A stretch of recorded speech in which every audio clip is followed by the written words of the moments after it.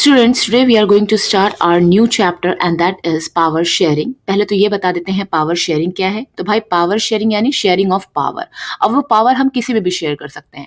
Government के different different levels होते हैं, जैसे central level, union level and हमारा आ जाता है लोकल लेवल. या आप ये बोल सकते हैं जो हॉरिजॉन्टल डिवीजन ऑफ पावर होता है हमारा, जैसे हमारा लेजिस्लेटिव होता है, एग्जीक्यूटिव होता है एंड जुडिशरी होता है. तो बेसिकली इस चैप्टर में हमने पावर को शेयर किया है. अब देखो यहाँ पे होता क्या है कि पावर शेयरिंग में हम यहाँ पे दो केस स्टडी पढ़ेंगे. एक बेल्जियम की केस स्टडी पढ़ेंगे और एक श्रीलंका की केस स्टडी पढ़ेंगे. यहाँ पे बात इस पूरे पैराग्राफ में बेल्जियम की केस स्टडी बताई गई है जो अपने आप में बहुत ही ज्यादा इंपॉर्टेंट है. अब क्या है बेल्जियम, इतना तो पता है कि भाई बेल्जियम बहुत ही एक स्मॉल कंट्री है यूरोप की, और बेल्जियम की कैपिटल क्या है? ब्रुसेल्स. याद रखना कैपिटल क्या है बेल्जियम की? ब्रुसेल्स. और ये जो कंट्री है हमारी बेल्जियम कहीं ना कहीं एरिया में स्मॉलर है than the state of Haryana. Haryana से ये छोटी कंट्री है और इसकी पॉपुलेशन की बात करें तो हरियाणा की हाफ पॉपुलेशन यहाँ पे रहती है, अप्रॉक्स 1 करोड़. ये अपने बॉर्डर को शेयर करती है नीदरलैंड के साथ, जर्मनी के साथ और लग्जमबर्ग के साथ. राइट. अच्छा, अगर हम इसके पॉपुलेशन का कॉम्पोजिशन देखें तो बहुत ही ज़्यादा यहाँ पे एथनिक कॉम्पोजिशन इसका बहुत ही ज़्यादा कॉम्प्लेक्स है. एथनिक मतलब जो यहाँ पे डिफरेंट डिफरेंट वैरायटी के लोग रहते हैं, जाति के लोग रहते हैं, प्रजाति के लोग रहते हैं. अब अगर यहाँ पे हम इस पूरी कंट्री का सिनेरियो देखें तो पूरी कंट्री में से जो 59% पीपल हैं वो फ्लेमिश रीजन में रहते हैं और टच लैंग्वेज बोलते हैं. कैसे? जरा इसको देखो, ये मैंने बना दिया 59%, कुछ ज़्यादा ही बन गया. ये मैंने बना दिया आपका 59%, और 59% वाले जितने भी लोग हैं बेसिकली वो फ्लेमिश रीजन में रहते हैं और डच भाषा बोलते हैं. फ्लेमिश रीजन में रहते हैं, डच भाषा बोलते हैं. और जो हमारे 40% पीपल हैं वो बच्चे वलोनिया रीजन में रहते हैं और फ्रेंच लैंग्वेज बोलते हैं. ध्यान से, वलोनिया में रहते हैं, फ्रेंच लैंग्वेज बोलते हैं. और 59% फ्लेमिश में रहते हैं और डच बोलते हैं. बचे कितने? 1%. तो 1% हमारे जर्मन लैंग्वेज बोलते हैं. कैपिटल सिटी ब्रुसेल्स की बात करें तो वहां पे 80 और 20 का रेशियो है. फॉर एग्जाम्पल पूरे एंटायर कंट्री में 59% डच स्पीकर हैं, 40% फ्रेंच स्पीकर हैं. लेकिन ब्रुसेल्स की बात करें तो यहाँ पे भाई 80% पूरे के पूरे हमारे यहाँ पे फ्रेंच स्पीकर हैं और सिर्फ 20% हमारे डच स्पीकर पीपल हैं. अच्छा, अब यहाँ पे अगर पूरी कंट्री की बात करें तो फ्रेंच वन इन माइनॉरिटी, यहाँ पे फ्रेंच माइनॉरिटी में थे ना, लेकिन ब्रुसेल्स की बात करें तो यहाँ मेजॉरिटी में फ्रेंच हैं. मेजॉरिटी का मतलब ब्रुसेल्स जो कैपिटल सिटी है बेल्जियम की, वहाँ पर फ्रेंच कम्युनिटी वाले लोग ज़्यादा हैं. और कहीं ना कहीं ज़्यादा होने के साथ वो लोग रिच भी हैं, पावरफुल भी हैं. और यही चीज़ रिसेंटेड यानी क्रोध दिलाती है किसको? डच स्पीकर्स को, जो कहीं ना कहीं अपनी एक इकोनॉमिक डेवलपमेंट और एजुकेशन जिनको मिला बहुत ही बाद में. और यही चीज़ टेंशन बनी या कन्फ्लिक्ट, इन लोगों के बीच में, कन्फ्लिक्ट वर्ड तो गलत हो जाएगा, लेकिन यही टेंशन का कारण था between the Dutch speakers and the French speaker communities. अच्छा, अब आगे जरा देखेंगे तो ये जो टेंशन था दो कम्युनिटीज का वो बहुत ज़्यादा एक्यूट था, बहुत ही ज़्यादा स्ट्रॉन्ग था ब्रुसेल्स में. ब्रुसेल्स में क्यों भाई? क्योंकि ब्रुसेल्स में एक स्पेशल प्रॉब्लम थी. प्रॉब्लम क्या थी? प्रॉब्लम ये थी. क्या प्रॉब्लम थी? The Dutch speaking people constituted a majority in the country but a minority in the capital. As I told you कि भाई डच स्पीकर पूरे कंट्री में मेजॉरिटी में थे बट कैपिटल सिटी में माइनॉरिटी में थे. ऊपर से बेचारे गरीब थे, तो यही सबसे बड़ा टेंशन था उनको. अगर हम ये बात श्रीलंका की करें तो श्रीलंका में अगर हम बात करते हैं तो हमें पता है कि भाई इंडिया है, ये इंडिया है, इंडिया के साउथ में हमारा श्रीलंका है. और श्रीलंका अपने में आप में क्या है बच्चा? श्रीलंका अपने आप में एक आइलैंड नेशन है जो कि हमारा तमिलनाडु से कुछ किलोमीटर की दूरी पे आता है.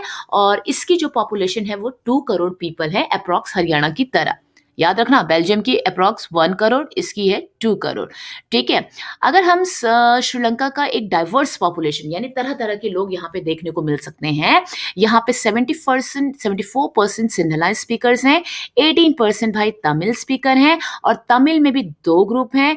एक तो वहीं के जो तमिल हैं जिनको हमने श्रीलंकन बोला है, और एक कहीं ना कहीं इंडियन तमिल्स हैं। और इंडियन तमिल कौन थे? इंडियन तमिल जो वहाँ पे जो एंसेस्टर्स, जिनके एंसेस्टर किसी ज़माने में इंडिया से उठ करके यहाँ पे प्लांटेशन वर्कर्स एज आए होंगे बन करके, यहीं पे बस गए और ये लोग कहलाने लगे इंडियन तमिल। अच्छा, दूसरी चीज, एक बहुत ही इंपॉर्टेंट चीज है, क्या क्या कि तमिल्स जो हैं बेसिकली वो कॉन्सेंट्रेटेड है north and the east of the countries. Sri Lankan Tamils की बात कर रहे हैं, north and the east of the countries. ये रहे श्रीलंकन तमिल, ये नॉर्थ पार्ट हो गया, ये ईस्टर्न पार्ट हो गया। तो यहाँ पूरा श्रीलंकन तमिल बच्चे रहते हैं, नॉर्दर्न ईस्टर्न पार्ट पे, याद रखना, ठीक है। और जितने भी मोस्ट ऑफ द सिन्हलाज हैं वो कहीं ना कहीं उनका रिलीजन क्या है? बुद्धिज्म है। और मोस्ट ऑफ द तमिल्स जो हैं वो या तो हिंदू हैं या तो मुस्लिम्स हैं, राइट। और यहाँ पे 7% कौन लोग हैं? क्रिश्चियंस हैं, जो कि बोथ तमिल भी हैं और सिन्हला भी हैं। तो भाई ये आपको याद रखना पड़ेगा, ठीक है, तो बड़े ध्यान से। अच्छा, जस्ट इमेजिन यहाँ पे अगर हम बात करते हैं बेल्जियम में, कि कहीं ना कहीं अगर बेल्जियम कंट्री ने, वहाँ के लोगों ने सिर्फ मेजॉरिटी का फायदा उठा करके अपने चीज़ों को फोर्सफुली फ्रेंच पीपल को मनाने के लिए अगर ये कहते, तो डेफिनेटली वहाँ पे कन्फ्लिक्ट्स होते। लेकिन वहाँ पे कन्फ्लिक्ट हुए नहीं। और श्रीलंका की अगर बात करते हैं तो श्रीलंका ने कहीं ना कहीं अपनी मेजॉरिटी को एंजॉय किया और अपने पूरी की पूरी चीज़ों को इम्पोज किया ऑन द एंटायर कंट्री। अब उसके बाद दोनों कंट्रीज में हुआ क्या, लेट्स सी। यहाँ पे ये वर्ड बहुत ही इंपॉर्टेंट है जिसका नाम है majoritarianism in Sri Lanka. Majoritarianism in Sri Lanka, it means majoritism क्या होता है? एक बिलीफ है, एक बिलीफ है जहाँ पे एक कम्युनिटी रूल करती है, और एक ऐसी कम्युनिटी जो ऑलरेडी अपने आप में मेजॉरिटी में है और कहीं ना कहीं वो माइनॉरिटी कम्युनिटी को डिसरिगार्ड करती है, ठीक है, उसे डोमिनेट करने की कोशिश करती है, यानी उसके ऊपर हावी होने की कोशिश करती है। इसी को हम मेजॉरिटेरियनिज्म बोलते हैं।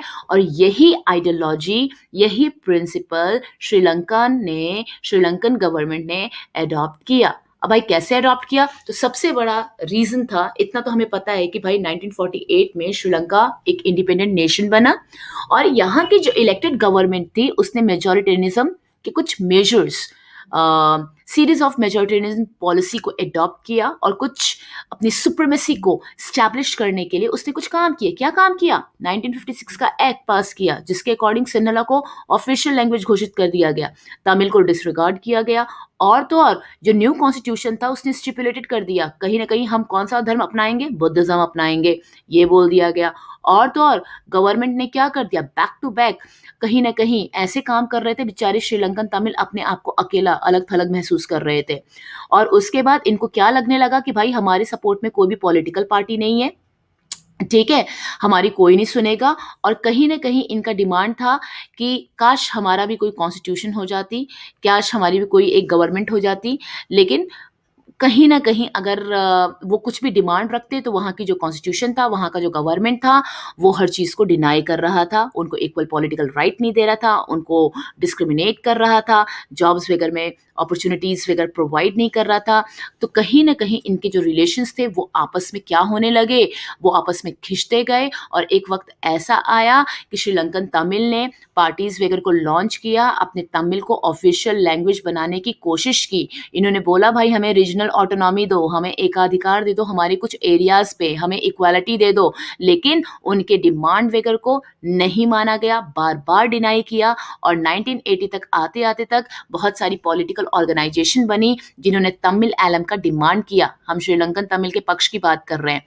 लेकिन एट लास्ट हुआ क्या? दोनों कम्युनिटीज यानी सिन्हलास एंड तमिल्स के बीच में डिस्ट्रस्ट डेवलप हुआ, जिसके कारण क्या हुआ? Civil war. सिविल वॉर बेटा कभी भी एक देश का दूसरे देश के साथ नहीं होता है। सिविल वॉर इंटरनल जो सोशल ग्रुप्स होते हैं, सोसाइटीज होती हैं, जब वो आपस में उनके मतभेद होते हैं, आपस में जो झगड़े होते हैं, उन्हें सिविल वॉर कहते हैं, ठीक है। अब इसके बाद क्या हुआ भाई? जाहिर सी बात है सिविल वॉर होगा तो thousand of people both of the communities have been killed, मारे गए, चाहे वो मेजॉरिटी वाले हों चाहे वो माइनॉरिटी मेजॉरिटी वाले हों। इंडिया में भी बहुत बार ऐसी चीज़ें होती हैं जहाँ पे सोशल ग्रुप्स आपस में लड़ते मरते हैं, रॉइड्स हो जाते हैं, ठीक है। तो मैनी फैमिलीज को क्या करना पड़ा, ज़बरदस्ती कंट्री को छोड़ना पड़ा, एज अ रिफ्यूजीज अपने लाइवलीहुड को खोना पड़ा। और हमेशा याद रखना, जब भी ये सिविल वॉर होते हैं तो माइनॉरिटी तो बेचारी मरती मरती है, लेकिन मेजॉरिटी का भी बहुत बड़ा लॉस होता है। अब हम इस पूरे चैप्टर में सिर्फ यहाँ पे हमने केस स्टडी की बात की है, श्रीलंका की हमने बात की, श्रीलंका में कैसे मेजॉरिटिज्म की पॉलिसी अडॉप्ट करके श्रीलंका में सिविल वॉर हो गया। एकोमोडेशन इन बेल्जियम हम बेटा नेक्स्ट चैप्टर में पढ़ेंगे, next chapter in the sense next video में पढ़ेंगे। आज के लिए इतना काफ़ी है। Thank you.